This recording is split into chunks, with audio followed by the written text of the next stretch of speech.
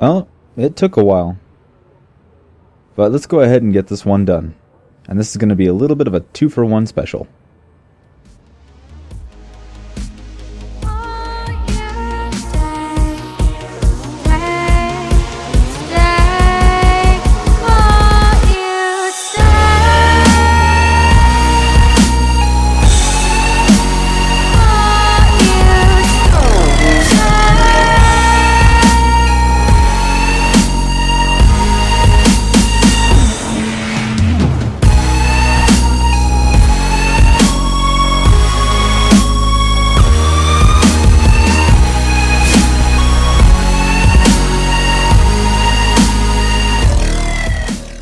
Hey everybody, welcome back for another yet belated episode of Elite Dangerous. I know I've been gone for a really long time actually. I've got a few reasons for them, and well, frankly, I'm going to say in my defense they're all good reasons, but I'm not done with those either. So there might be a little bit more of a gap than I would like, but that's just kind of the way it is. I was thinking about doing an in-depth episode as to where I've been. But again, that might be just a little bit too much information, so I'm going to kind of do a condensed version of it. I know I've mentioned in the past that I have a disability, and, well, I've always had this disability. It's something that I was born with, but it's something that now is actually disabling me. And this is kind of a weird thing to say, but, I have narcolepsy, and narcolepsy is basically, to put it in real layman's terms, it's a genetic disorder, an autoimmune disorder that attacks brain cells responsible for wakefulness and hunger. So I don't really know when or if I'm hungry, and I also go to sleep if I want to or not, or I have really a real hard time waking up. And it's just one of those things I can't cure. That has been going on for a while, and it actually led to me losing my job, along with the fact that I had to basically take off work. My father went into the hospital recently, or semi-recently, I guess I should say, and he had some heart issues. They had I think it was, I might get the sides mixed up as far as ventricle and atrium. They're quadrants of the heart, but he had a 90% occlusion in one of them and a 70% occlusion in the other one after having a heart attack. So we're trying to get him back on his feet right now, my sister and myself. And it's kind of hard to do when you don't have any income whatsoever. So we're kind of having a hard time. So yeah, so disability, that not having any work or real any time, because I don't have much of it when I'm actually awake and able to do anything. I kind of get only a few hours a day, which is actually, I'm awake for less time than it takes to record, edit, and upload an episode. So it's been kind of hard for me. The other kind of thing about it is I'm still actually applying for disability, and it's a process that doesn't take very long if you're fine, but if you're actually disabled, it takes forever, and the system is not very conducive to it. You have to get a whole bunch of things in a row. You have to go see a lot of doctors, you have to get a lot of paperwork done, and you have to go and have appointments and things that are really hard to do when you can't actually go and do anything. So that's kind of the shortened version of it. Dad in the hospital, I'm disabled, and I've got things I need to take care of so I can actually pay my own bills. So lots of things going on. But if you want to help, don't skip the video ad at the beginning of the video. I'm kidding, of course. Do whatever you want. But anyway, guys, let's get out of that. Enough about that, really. I don't like talking about it. So anyway, yeah, so what we're doing is, in my last episode, forever ago, I went ahead and reviewed the Diamondback Explorer. And there are a lot of ships that I've yet to actually review. In fact, the only actual review of a ship that I have is the Diamondback Explorer. I haven't really done an official review on any of the ships, really. I've just kind of been recording my adventures. So, what would you guys think if I did a review for each ship? Would you like kind of an episode for each one, or would you like kind of an episode that put them all together, or both? The latter of those two would take a long time, but yeah, that's something I think I could do, and I think it'd be pretty fun to watch. Also, get my opinions out there on the ships.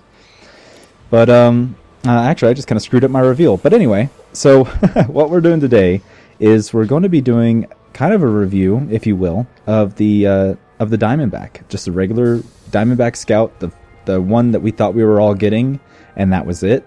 And then Frontier was like, oh, hey, we're going to give you 2 of them. We're just going to make it bigger. And then they completely screwed up the Explorer. I don't like the Explorer at all. I think this ship is in many ways far superior than the Explorer. I think the Explorer is just repetitious, and it could have been something so awesome. I want a high-level Lakon, battleship. They could have done something good with it, but they didn't. So anyway, let's get into what we're doing today. So today I'm going to be doing kind of a double whammy. I'm going to be reviewing the Diamondback Scout, as well as I'm going to be going over a new weapon that I finally unlocked called the Enforcer Cannon. Now, the Enforcer Cannon is something you get from Pranav Antal. So if you go to this area here, you go to rating, you have to be rating 3 and be, after 4 weeks aligned to the power, which is stupid. I hate that so much. Then you get the Enforcer Cannon, which I thought was a cannon, right? No, turns out it's a multi-cannon. I mean, technically it still has cannon in the name, but man, this thing is just... it was just such a letdown to me, because, 1, they only come fixed, and I hate fixed weapons. Particularly fixed projectile weapons. I do not like fixed projectile weapons at all. I'm not very good with them, and I do not like them. They feel clunky. The AI seems to know exactly where you're looking, and I'll show you an example of that when we're flying around. But so this is kind of a double whammy of the perk you get with Pranav Antal, and also the Diamondback Scout. The other thing, though, that I hate, absolutely hate about the Enforcer Cannon is it only comes in a Class 1. What the hell, Frontier? If you're watching this, I hope you understand how much this infuriates me. Because if you are aligned to Pranav Antal for 4 weeks, and you are competent enough to get the requisite merits in order to get to that level, your ship, 9 times out of 10, does not have a Class 1 hardpoint. Or if it does, you're on the last stretch of it, and you're going to be looking for bigger and better. Like, by that amount of time, you should have enough money to either afford an ASP, or maybe even a Type 7.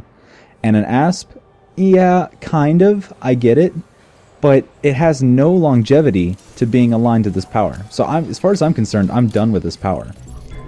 Because rating 5 is, okay, I get a weekly bonus. That's cool. Alright. Okay. 100% increase in bounty payouts in controlled or exploited systems. Now, that's the only other one, if I remember right, that's like that. Yeah, that's kind of cool. But with a Class 1 fixed projectile-based autocannon, why would I want to stay here when I could go with this lady right here? Where is she? There she is. Lavigny Duval.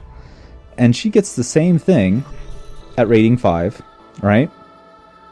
Plus, she's actually Imperial, so she's got some story going on. And her special weapon is the Imperial Hammer, a multi-shot railgun. I don't care who you are, that's better than a multi-cannon. At least a Class 1. I don't know what class that one is, but I'll have to look it up. But even a Class 1 railgun is going to be leaps and bounds better than a multi-cannon. And it even has multiple shots. It's like a really good multi-cannon. So, it's repetitive, it's basic. Please, Frontier, give us all classes and all variants of all weapons. If we are with Pranav Antal, and you want to make this whole power play thing mean something to your veteran players, make it to where they actually have something to offer a veteran player. A veteran player really has no need for a Class 1 armament. Really, they don't. They have things like, okay, so the Anaconda, the Class 1s, they're a joke. Nobody really puts anything meaningful there. A, because you can't. And B, you're such a big ship. You have all sorts of other armaments ready. So, I mean, the thing is, Frontier, please.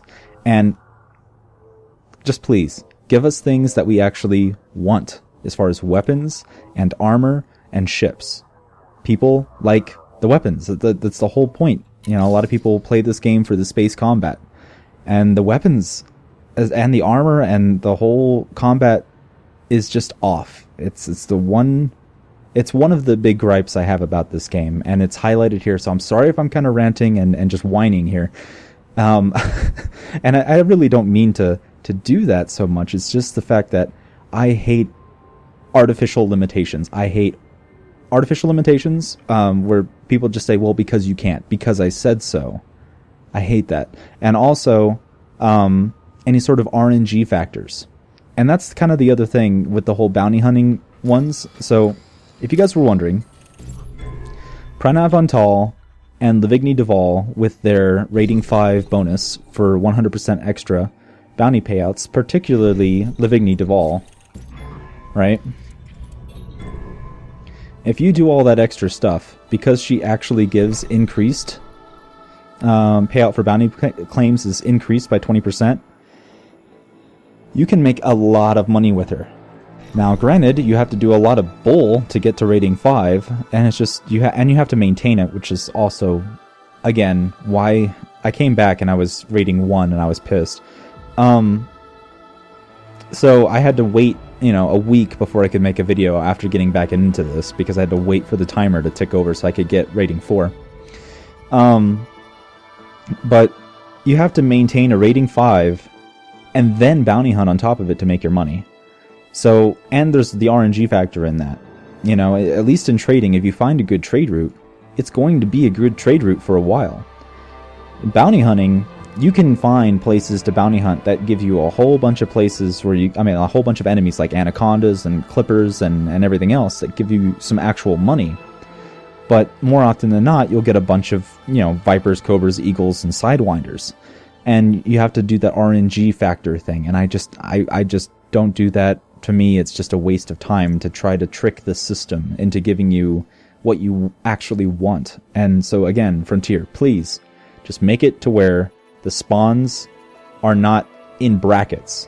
That it's just, if you're going to do RNG, just make it random. To where no matter, there are no kind of tier systems to the RNG. You're not going to get just eagles, vipers, cobras, and eagles. You're going to get, or anacondas, pythons, clippers, etc. You're going to get anything. And it's always going to be random, and there's no sort of tricking the system. If you're going to do random, do it right. Again, rant over.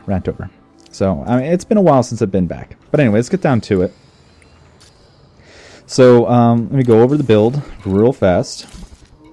I've got, Class A shield booster. I got a chaff launcher, because this thing's kind of running short on power. The pulse lasers here are basically to allow more shield boosters, and in some internals, and I'll get to that here in a second.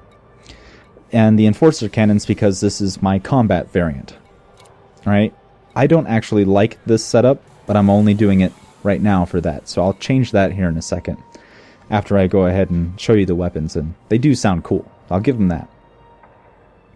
And let's see here. So power plant A4, thrusters A4. I always put these at A4. I always want to get the most out of it. Frameshift drive A4, life support. The life support and the sensors, now generally I put these up to a D class, but because I'm running so strapped for power, I put them at E class. Power distributor is at A, fuel tank is at stock, but an A3 shield generator, a B3, and a B2 shield cell bank. Now, if I was doing an all-round setup like this, I would make it to where either the 3 or the 2, depending on how A, how much damage you take in combat, and B, how impatient you are fueling from suns or stars. Sorry, put a fuel scoop in either one of these locations, and then an interdictor so I can go ahead and kill some things. And that's for the whole power play thing. because that's the easiest way I found to do it. So go ahead and look over here at my modules. So I've got one shield cell bank on at a time, and I've got it to where my cargo hatch turns off, my frameshift drive interdictor turns off, and my frameshift drive turns off when I actually deploy my hardpoints, right? So when I deploy my weapon hardpoints in normal space, they go ahead and turn on. And the other cool thing is if I turn this one on and it goes over, this one will automatically turn off. So I don't even have to fiddle with that. I just have to press one button. So that's a couple of those little tricks. And I'll show that in normal space here in a second. As far as my fire groups go, I've got one that has my chaff launcher on it and one that doesn't, basically. And that's so if I need the chaff launcher, I just press up on my little D-pad on my joystick, hit the 2, just tap it, and then boom, I'm good. Because the enforcer cannons have to spin up in order to fire, so as quickly as you can press that button, you're not even going to waste ammo. So that's the other thing. And yeah, that's pretty much it. So let's go ahead and launch. I'll show you a little bit about this. I'll show you the ship. I'll tell you my thoughts about it. And we'll go from there.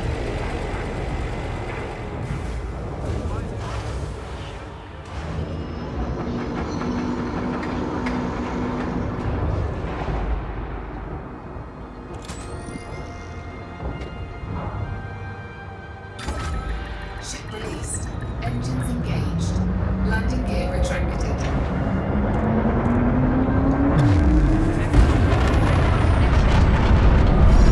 Woo!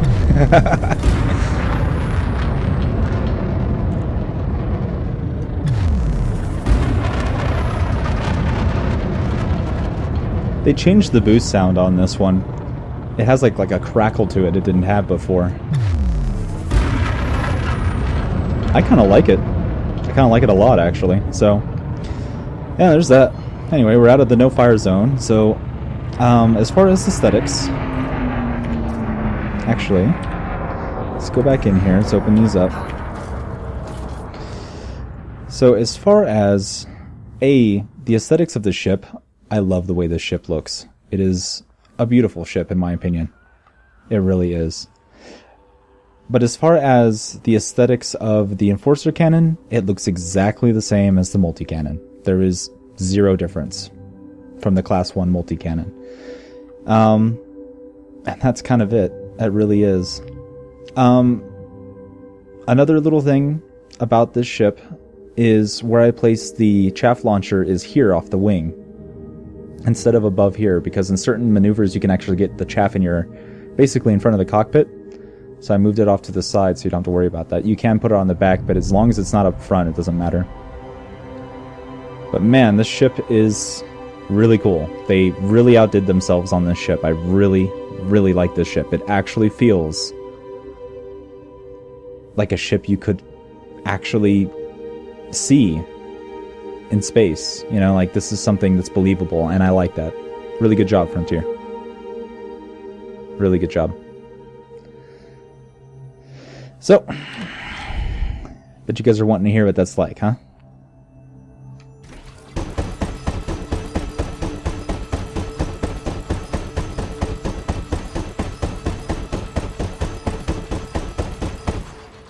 Oh, doesn't that sound amazing?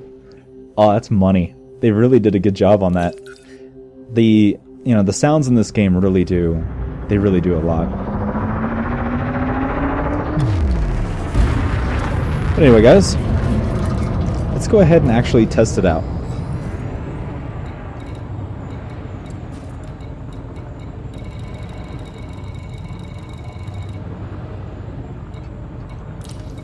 Frameshift drive charging.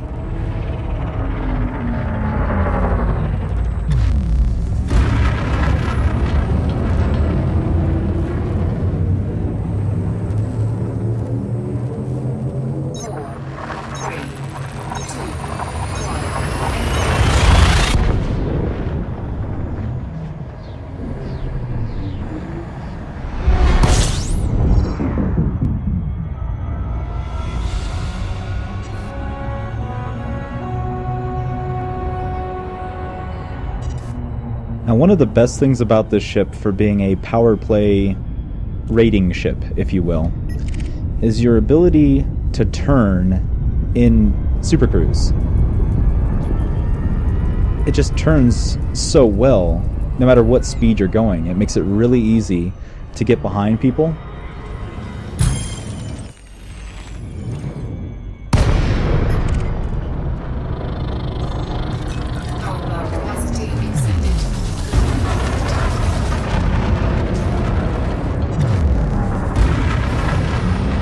So it's really easy to get behind people with this thing. I mean, really easy.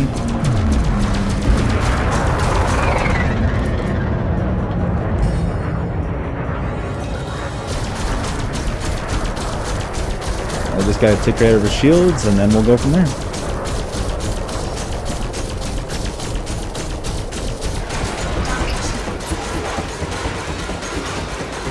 I don't know why he's just sitting there, but whatever.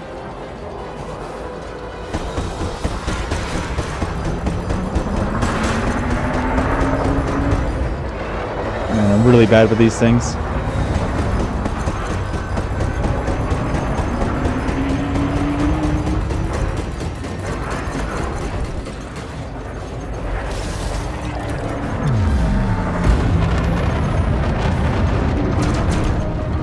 So is it better than a regular multi-cannon?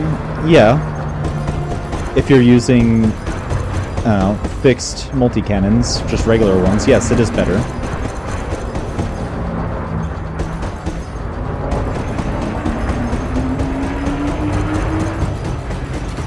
Target shields online.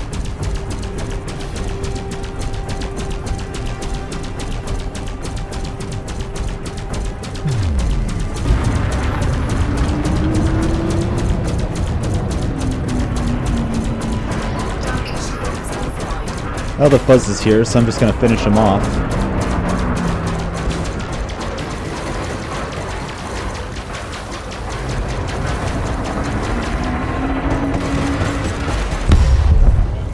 Target destroyed.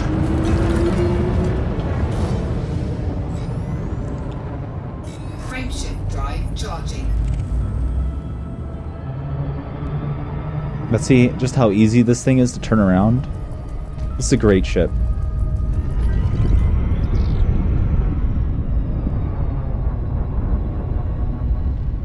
I mean, look at that.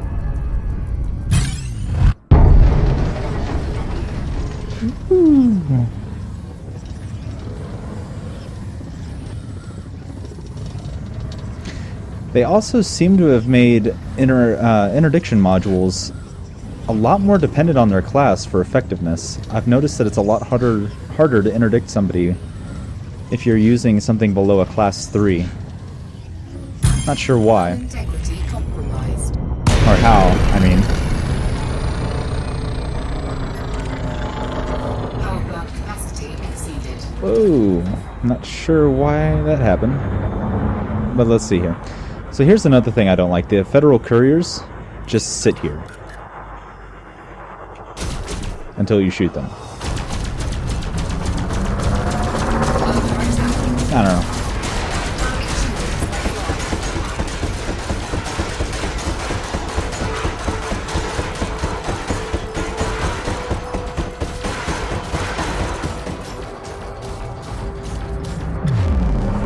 Frameshift charge detected.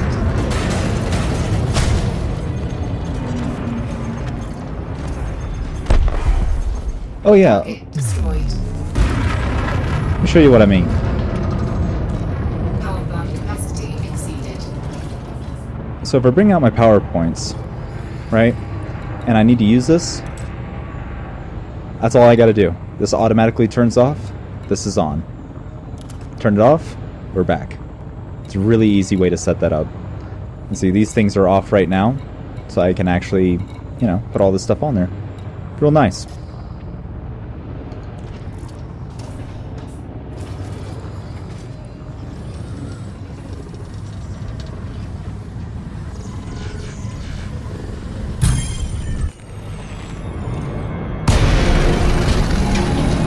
Power plant capacity exceeded.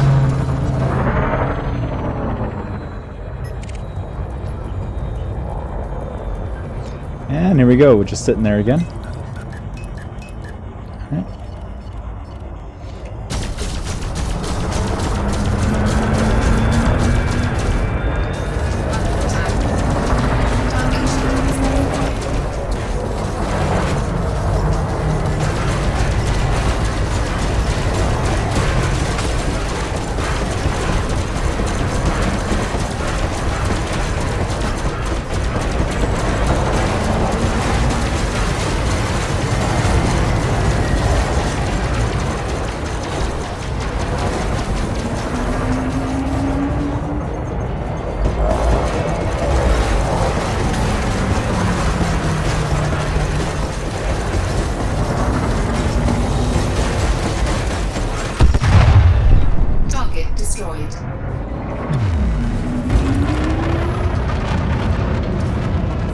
Have you guys ever wondered why I don't put chaff on my Type 9? That's why.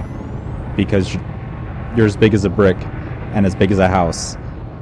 they're even with gimbaled weapons, they're still going to hit you. There's just, you know, you got to think of what you're putting the your application for whatever you're putting on your ship. Does it make sense? And chaff on a Type 9 doesn't.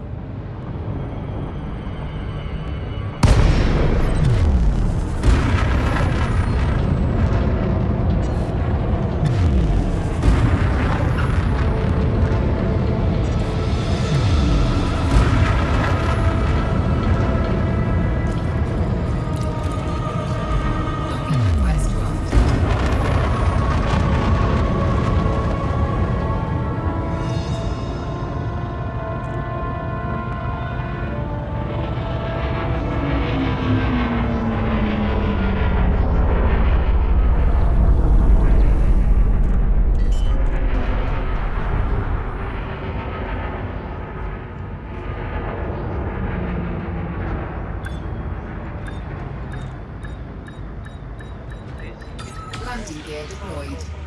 Docking successful. Engines disengaged.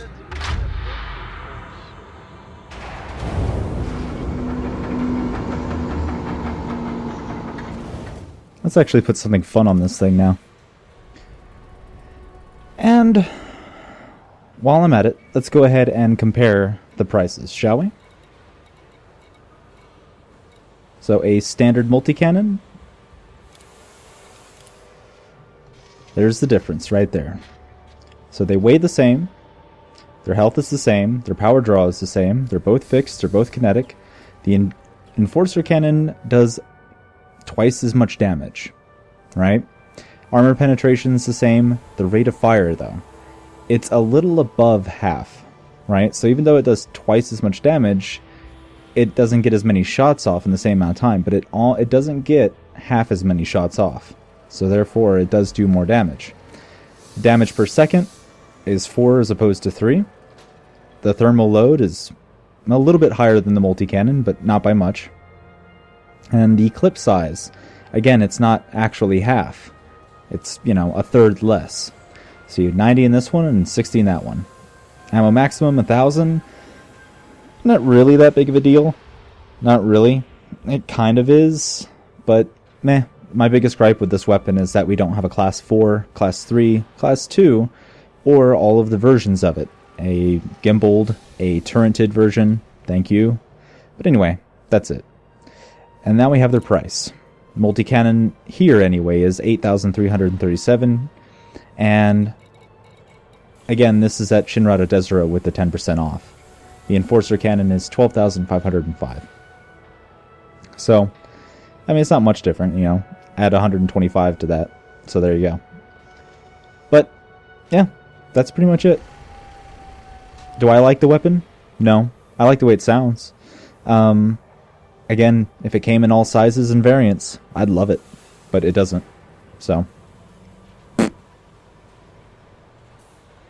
Alright, now for something fun. So instead of the original build with the Enforcer Cannons, I'm going to do something a little bit different. In this one, I'm going to be using beam lasers up front in the 1 slots and multi-cannons, just regular ones, gimbaled in the 2 slots. So this is the kind of difference it makes when you have gimbaled, basically.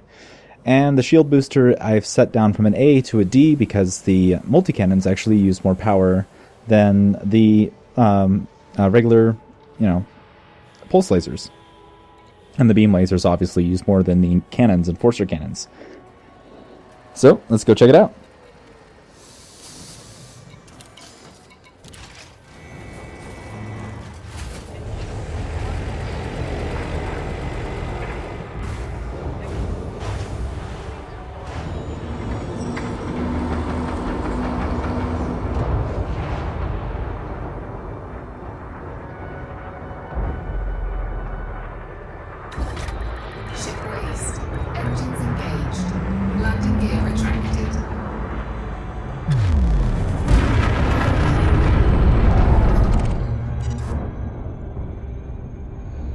Now that's actually a challenge. Let's see if we can get this guy. No, civilian. Oh, wanted.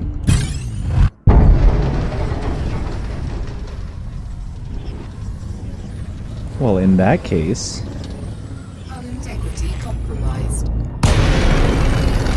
Power plant capacity exceeded.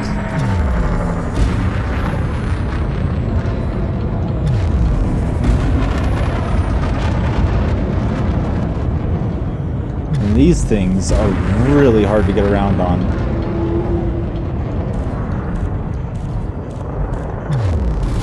Under attack.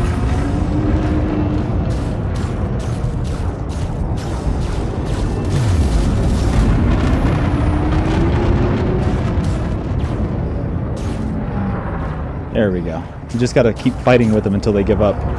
Alright. Strip that shield.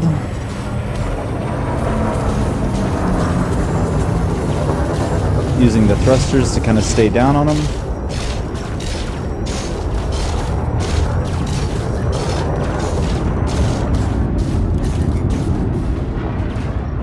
Stay behind them so he can't get away from you.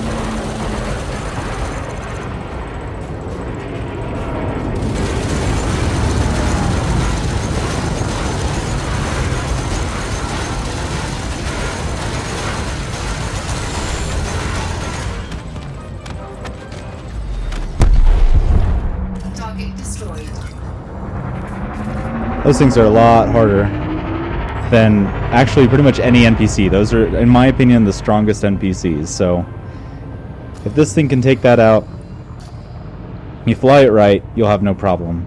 But yeah, I guess that pretty much sums up how I feel about fixed weapons and gimbaled weapons.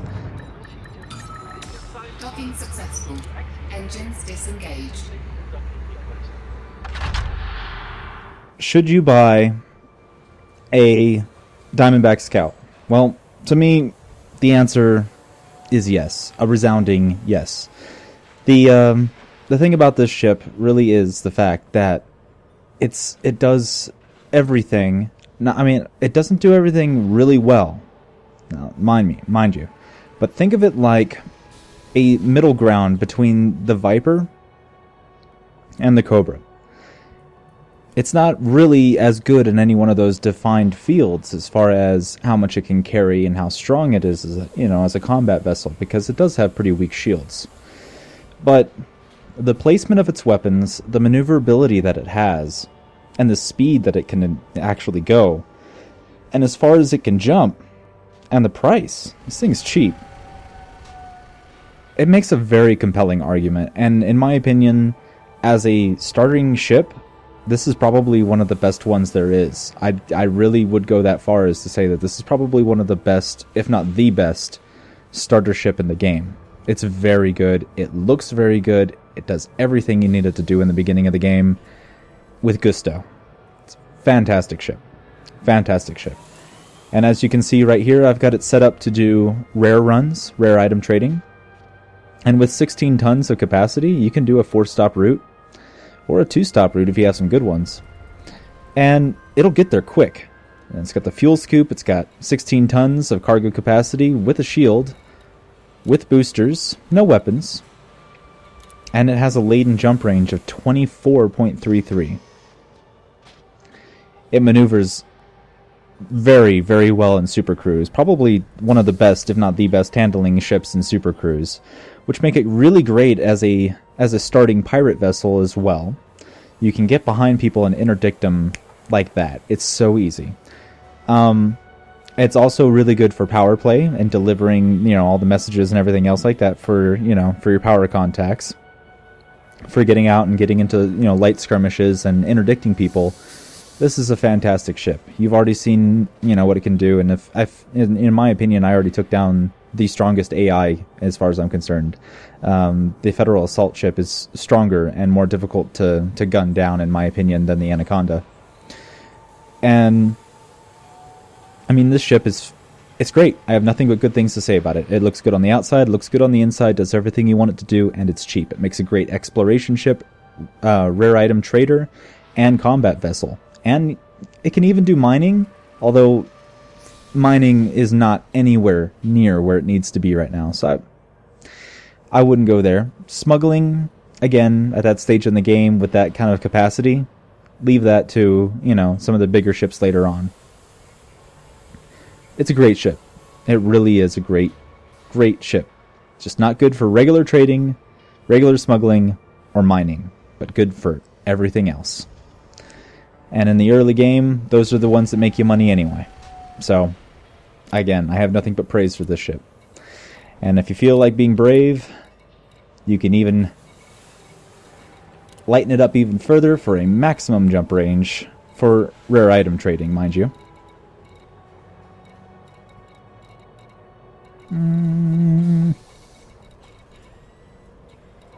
If I can find it. There we go.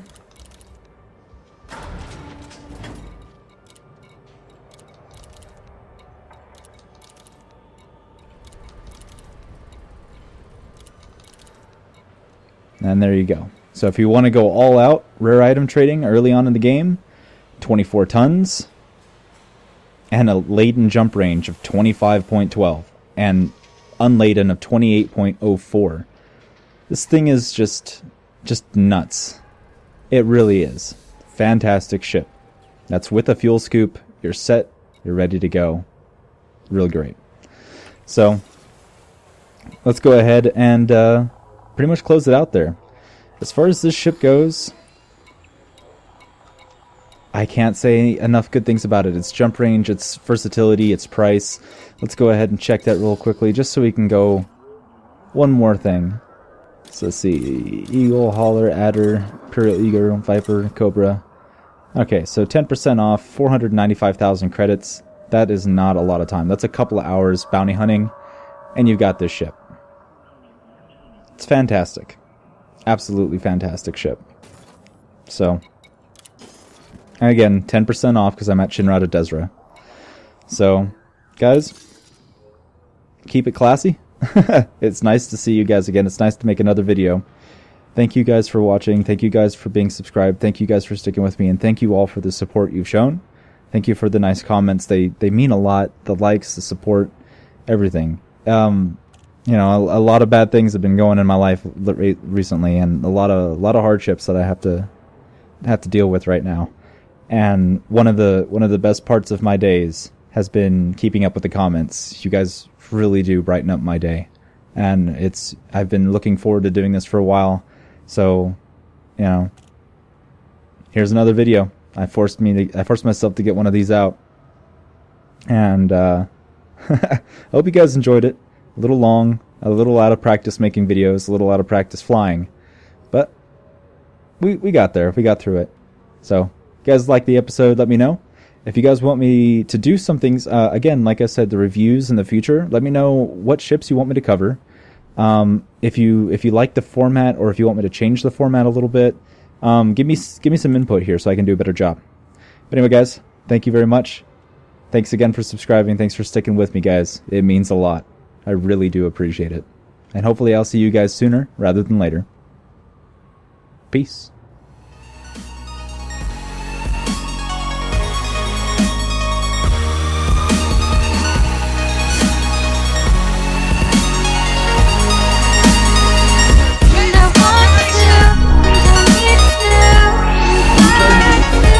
All of them.